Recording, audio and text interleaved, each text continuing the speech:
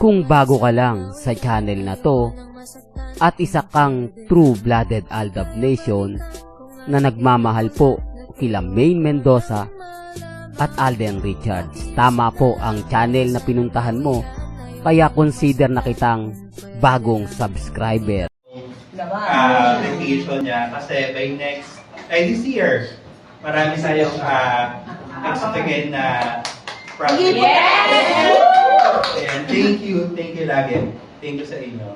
And Welcome back mga kaaldab. Napakaganda po ng ating pag-uusapan. Ito yung mga kumbaga komento po sa akin. Una sa lahat mga kaaldab, bago tayo pumunta sa ating pinaka main topic, sa mga kritiko ni Mr. Destiny na sinasabing nakapirma ng kontrata si Alden Richards sa GMA, hindi freelancer nga po. Ang ibig sabihin po ng freelancer, pwede nang tumanggi si Alden. Di po ba? Kasi maganda po yung binigay sa kanyang project. Ang pagiging doktor. Di po ba? Na kung saan mga kaaldab, talagang patok na patok ngayon sa social media. Hindi po ba? Hindi, real talk mga kaaldab. Kasi kung hindi, ayaw nga pong ilabas o ayaw nga po kasing malayo si Alden. Kumbaga parang kailangan nila si Alden Richards. Kaya nga po freelancer na lang, on call lang po siya. Sa isang taon po pwede siyang gumawa ng isa lang. Depende yan sa sitwasyon. Depende yan sa takbo ng istorya. Hindi po ba? Hindi mo mawala yun. Pero hindi na po siya nakatali. Hindi na po siya katulad ng dati na kumbaga ganito ganyan. Pansin nyo, yung All Out Sunday, hindi na nagbo-boom, hindi na nagkiklik. O bakit hindi pinapupunta dyan tuwing linggo si Alden? Gaya po na nangyari po sa 8 Bulaga. Na kung saan, linggo-linggo. Hindi po ba? Nasa All Out Sunday siya, samantalang si Alden kapag Sabado, tinatago nila. O, yan ang sinasabi ko mga kaaldab. Kaya nga sabi ko sa inyo, ito yung pagkakaiba. Kita nyo wala nang obligasyon si Alden sa GMA. Na kapag sinabi ng GMA, meron kaming ganito, dumalo ka. Di po ba? Depende na lang kung nasa kanya. Pero yung sinasabing may kontrata siya, i-build up niya pa po lahat ng GMA artist o GMA Sparkle Artist Center.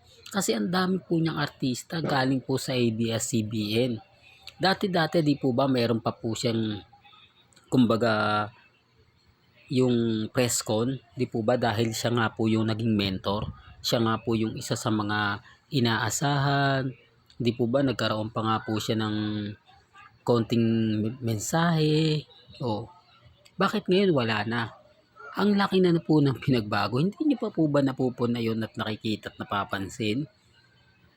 Nang nagmi-meeting na lang po sila, si Atty. Annette Goso na lang. Wala na yung mentor na sinasabi nilang si Alden Richards. Nung magpapakilala nga po ng mga bagong artista, hindi na kasama si Alden, hindi na dinidikit si Alden. Samantalang nung una, for the record lang po, nung una, hindi ko na babanggitin pa yung mga artista. Kasi gamit na. Lalo na nga po dun sa huling teleserye ni Alden Richards na Pulang Araw. Pero gaya na sinabi ko mga kaaldab, may kanya-kanya tayong opinion. Di po ba? Kung yun paniniwala nila na may kontrata pa si Alden, wala pong problema. Di po ba? Pero sabi ko nga po sa inyo, ito yung isa sa pinakahihintay po ng lahat. Yung mga mangyayari ngayong 2026 kay Alden Richards. Well, punta na tayo dito po sa ating pinaka main update. Bakit nga po ba si Mama Ten wala man lang video greetings ng birthday ni Alden Richards? Hindi naman po siya kumbaga nagbigay mensahe gaya po ni Lysam. Hindi, common sense na lang po. Di po ba? Kasi nga po malalaman kung nasan si Mama Ten. Hindi po ba?